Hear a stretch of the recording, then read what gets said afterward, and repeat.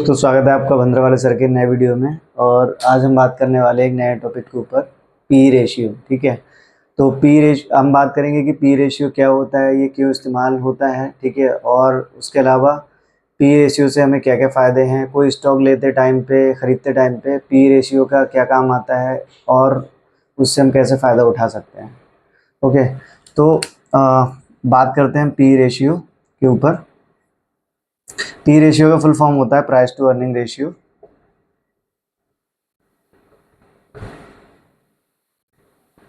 Okay, price to earning ratio निकालने के लिए हम क्या करते हैं, P ratio is equal to current market price of the share,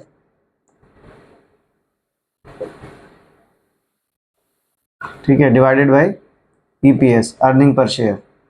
ठीक है, और ईपीएस कैसे निकालते हैं, ईपीएस निकालने के लिए ईपीएस मतलब earning per share.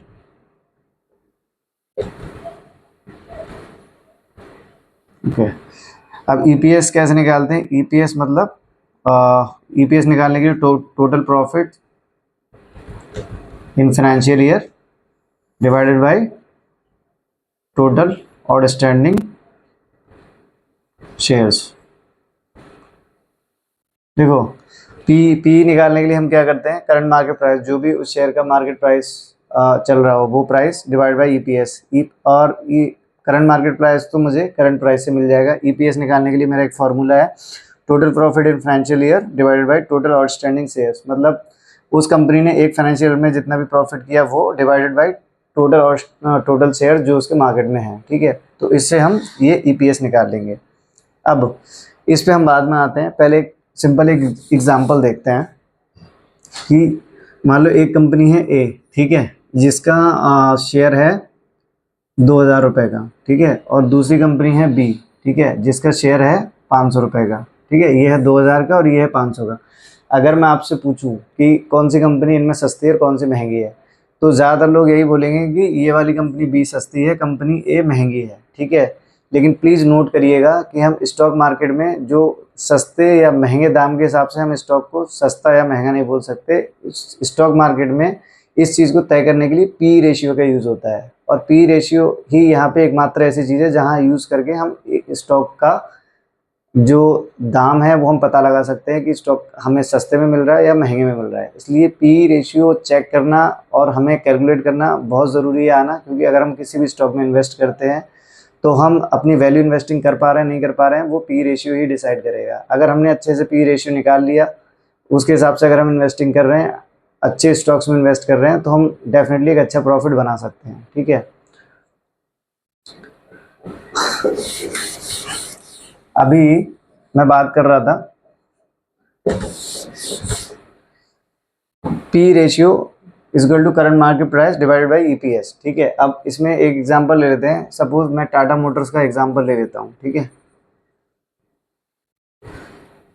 Tata Motors का current market price for example मैं लेके चल रहा हूँ 800 रुपये डिवाइडेड बाय ईपीएस। तो पहले ईपीएस निकाल लेते हैं। ईपीएस टाटा मोटर्स का total profit in financial year 2000, इससे पिछली जो साल थी मैंने मान के चला कि 15,000 करोड़ रुपए का प्रॉफिट किया था कंपनी ने, 15,000 करोड़ रुपए का प्रॉफिट किया था, और टोटल शेयर जो मार्केट में है वो 300 करोड़ शेयर हैं मार्केट में। ठीक है, तो इसका जो ईपीएस है वो कितना होया, ये हो गया आपका 50 हो गया। ठीक है, तो ईपीएस की वैल्यू आ गई 50। अब मैं पीयू निकालूंगा तो करंट मार्केट प्राइस 800 रुपये, ईपीएस की वैल्यू यहाँ मैंने 50 लगा दी। ठीक है, तो ये आ गया 16, तो पी आ गया 16। ठीक है, ये वाला जो मैंने यहाँ से निकाला था पी आ गया 16। तो आपको आई होप ये तो समझ में आ गया होगा कि हमने पी कैसे निकाला, ईपीएस कैसे निकाला। बहुत सिंपल है। पी निकालने के लिए मार्केट में जो करंट मार्केट प्राइस चल रहा होता है उस शेयर का, ठीक है, वो हम प्राइस रखेंगे। सपोज कि 800 रुपये टाटा, मैंने यहाँ एग्जाम्पल टाटा मोटर्स का लिया था कि 800 रुपये, उसके बाद divided by EPS, earning per share. Earning per share निकालने के लिए हम क्या करेंगे, टोटल कंपनी का एक फार्मूला होता है total profit in the financial year. ठीक है, जो भी अभी लेटेस्ट फाइनल ये फाइनेंशियल ईयर है, ठीक है, divided by total outstanding shares in the market, जो मार्केट में टोटल शेयर हैं। ठीक है, तो मैं मान के चल रहा था कि 15,000 करोड़ रुपए का प्रॉफिट किया था और 300 करोड़ शेयर जो है मार्केट में है। तो यहाँ मैंने ईपीएस निकाला 50।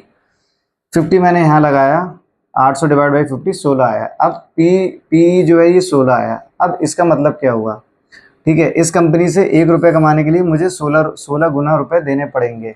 मतलब ये नहीं कि टाटा मोटर्स का शेयर का प्राइस अभी 800 रुपये है, मतलब इससे नहीं है, वो तो आप 800 रुपये दोगे इन्वेस्टिंग करोगे तो, लेकिन मुझे 1 रुपये कमाने के लिए अगर पी 16 है तो मुझे 16 गुना रुपए लगाऊंगा तब मैं 1 रुपये कमा सकता हूँ। पी रेशियो ये बताता है कि आप कितने गुना रुपए लगा रहे हो, 1 रुपये कमाने के लिए कितना गुना रुपया आप उस शेयर में इन्वेस्ट कर रहे हो जिससे आप 1 रुपये कमा सको।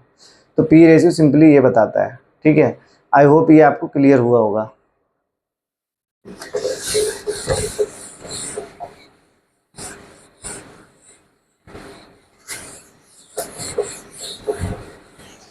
अब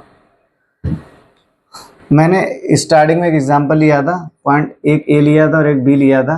कंपनी ए की वैल्यू थी 2000 रुपये, कंपनी बी की वैल्यू थी 500 रुपये, ठीक है। तो मैंने पूछा था कि इनमें कौन सा सस्ता है कौन सा महंगा है, ठीक है। तो दाम के हिसाब से देखो तो आपको ये सस्ता लग रहा है, ये महंगा लग रहा है, ठीक है। अब मान लो ये कंपटीटर कंपनी है, सेम फील्ड की कंपनी है, ठीक है। तो शेयर मार्केट में मैंने जैसा कि आपको बताया कि हम दाम के हिसाब से नहीं लगा सकते पता, हम पी रेशियो के हिसाब से पता करते हैं कि कौन सा शेयर सस्ता है कौन सा शेयर महंगा है, ठीक है। मान लो कि अगर इसका पी रेशियो मान लो 40 है, ठीक है, और इसका पी रेशियो मान लो 60 है, ठीक है। तो फिर मेरे लिए ये कंपनी महंगी हो गई, ये कंपनी सस्ती हो गई, क्योंकि इस कंपनी से 1 रुपये कमाने के लिए मुझे 40 गुना पैसे देने पड़ रहे हैं और इस कंपनी से 1 रुपये कमाने के लिए मुझे 60 गुना पैसे देने पड़ रहे हैं, ठीक है। तो दैट इज द इशू, ये चीज़ आपको समझनी पड़ेगी, ठीक है। अब किसी भी पर्टिकुलर कंपनी का पी सस्ता है या महंगा है ये हम कंपेयर कैसे करेंगे, ठीक है। जैसे कि मान लो आप सब्जी लेने जाते हो मार्केट में, तो एक बंदा आलू दे रहा है 20 रुपये किलो। अब आपको कैसे पता चलेगा कि ये सस्ते दे रहा है महंगे दे रहा है, तो सिंपल सी बात है, आप बराबर वाले से कंपेरिजन करोगे, उसके बराबर वाले से करोगे कि ये कितने रेट में दे रहा है, उसके हिसाब से आप अंदाज़ा लगा लोगे। सपोज बराबर वाला 25 रुपये दे रहा है और जिससे आप ले रहे हो 20 रुपये दे रहा है, तो मतलब आपको सही मिल रहा है सौदा। बराबर वाला 40 रुपये दे रहा है, ठीक है, आपको सही मिल रहा है। बराबर वाला अगर सस्ता दे रहा है, आप वहाँ से जहाँ से ले रहे हो वहाँ महंगा मिल रहा है, तो आपको महंगा मिल रहा है। तो इससे आप कंपेरिजन क्या करोगे, हमेशा बराबर वाले से करोगे, राइट। तो ऐसे ही हम यहाँ पे करते हैं, लाइक जैसे मैंने अभी टाटा मोटर्स का एग्जांपल लिया था, तो जैसे 16 जो पी था उसका, ठीक है, मैंने 16 पी लिया था और प्राइस उसका लिया था 800 रुपये। अब ये शेयर सस्ता है या महंगा है, ठीक है, ये देखने के लिए अब जैसे टाटा मोटर्स जो है ऑटोमोबाइल सेक्टर की कंपनी है,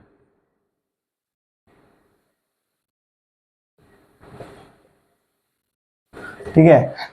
अब इसमें दो तरीके से आप ये कंपैरिजन कर सकते हो कि ये जो शेयर है 16 के पीई पे सस्ता है या महंगा है, ओवर वैल्यूड है अंडर वैल्यूड है, ये आप दो तरीके से कंपैरिजन कर सकते हो। मैं दोनों तरीके बता दे रहा हूँ। पहला तरीका है ये कि इस सेक्टर की कोई दूसरी जो कंपनीज़ हैं, ठीक है, ऑटो सेक्टर की दूसरी कंपनीज़ हैं, ठीक है, लाइक महिंद्रा एंड महिंद्रा हो गई, ठीक है, या कोई सी भी अदर कंपनी हो गई, तो आप उनका पीई पहले कंपैरिजन करो कि उनका पीई कितना है। दूसरा आप कंपैरिजन करो इंडस्ट्री पीई से, इंडस्ट्री पीई,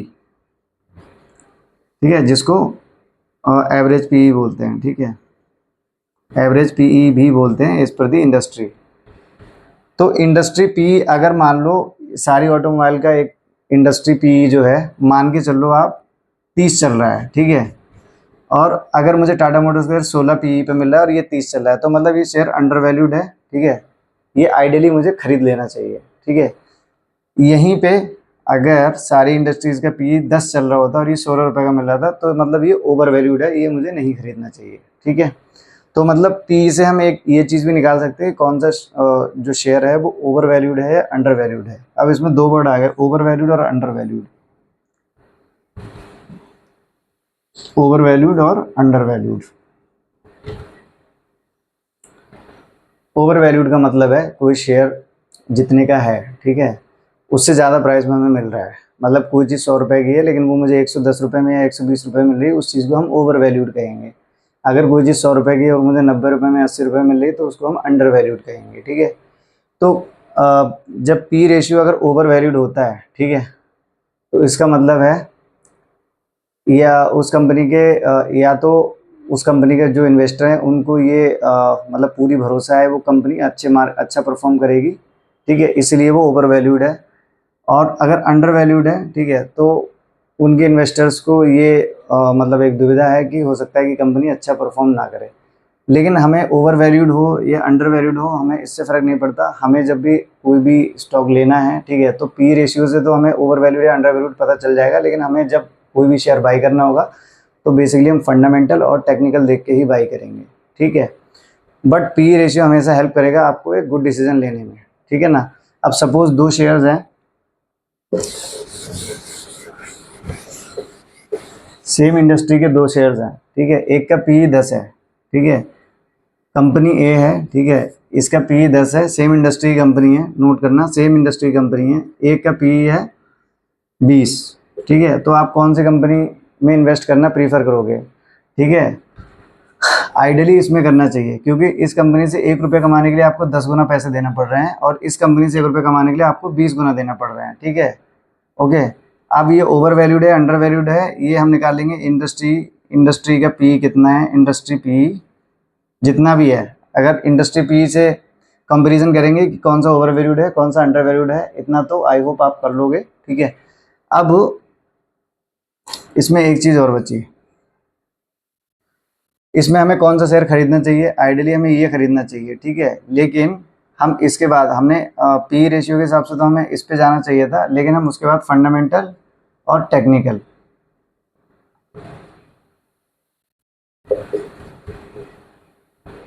ठीक है, ये देखेंगे। इसके बाद ही हम अपना कोई डिसीजन, फर्म डिसीजन लेंगे कि हमें कौन सा खरीदना है। अभी अब मान लो फॉर एग्जांपल यहाँ पे मैं इंडस्ट्री पी लेके चल रहा हूँ 15 का, ठीक है, फॉर एग्जांपल। अब मेरा अगर इंडस्ट्री पी 15 है, तो उस हिसाब से ये वाला स्टॉक हो गया अंडर वैल्यूड और ये वाला स्टॉक हो गया ओवर वैल्यूड।